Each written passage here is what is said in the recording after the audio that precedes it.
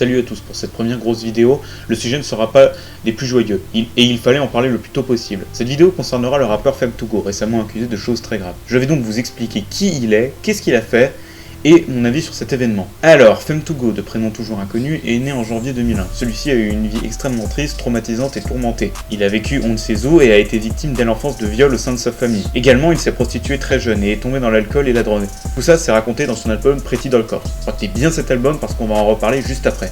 Plus tard, il décide d'être rappeur et fonde le label Scar Package aux côtés des rappeurs Irko, Diako et Amnesia. En 2022, il sort son premier EP, Bravo 6, et Undercover sur SoundCloud. Il s'appelait à la base Fem2.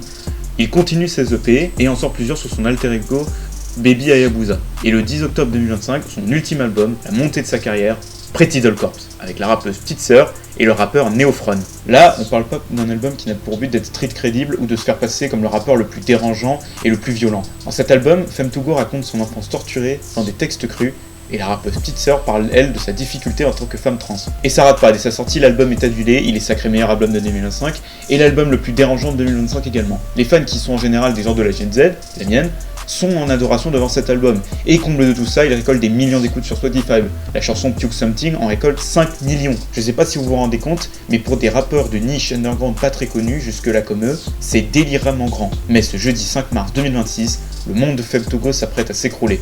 En effet, Petite Sœur et 4 autres rappeurs dont Neofron publient sur Instagram un communiqué dans lequel on apprend que Fem2Go leur a avoué être un consommateur de pédopornographie et avoir eu des relations avec un mineur de moins de 15 ans. Évidemment, Petite Sœur et les 4 rappeurs ont dit qu'ils ne travailleraient plus avec lui. Les fans ont eu une douche froide rapide, tout le monde a condamné cet acte et a décidé de ne plus écouter ce qu'il a fait et même de brûler les objets à son effigie. Actuellement, il a également sorti un album sous le nom Reggie Petrucci, dans lequel il avoue ses actes en chanson. Plein de gens sont hésitants et confus sur le fait que cet album serait bien de lui.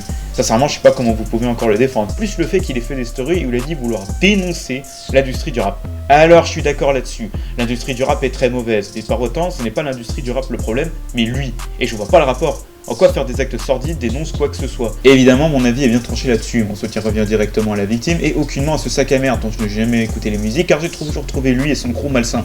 Quant aux gens qui le soutiennent encore ou ceux qui disent qu'il faut séparer l'homme de l'artiste, eh ben je leur invite à aller faire l'amour tendre et passionnel avec leur génitrice les gourgandines goulues. Sachez que j'ai pas suivi le troupeau en écoutant le partiellement meilleur album de l'année. Je suis pas obligé d'aimer ce que vous aimez, que ce soit bien clair. Nous n'avons actuellement aucune nouvelle d'un possible procédure en cours. Évidemment, il va aller en taule, c'est évident. J'espère que la justice donc ne fera pas comme Naps, condamné en viol, puis remis tranquillement en liberté, mais tranquille, il est sous contrôle judiciaire, donc ça va. Cette affaire évidemment est atroce, et évidemment ce n'est qu'une facette de ce qu'il se passe dans l'industrie du rap et dans les milieux du divertissement en général. Croyez-moi, Fem2Go n'est pas le premier cas.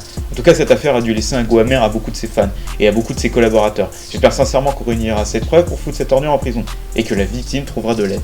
Très sincèrement.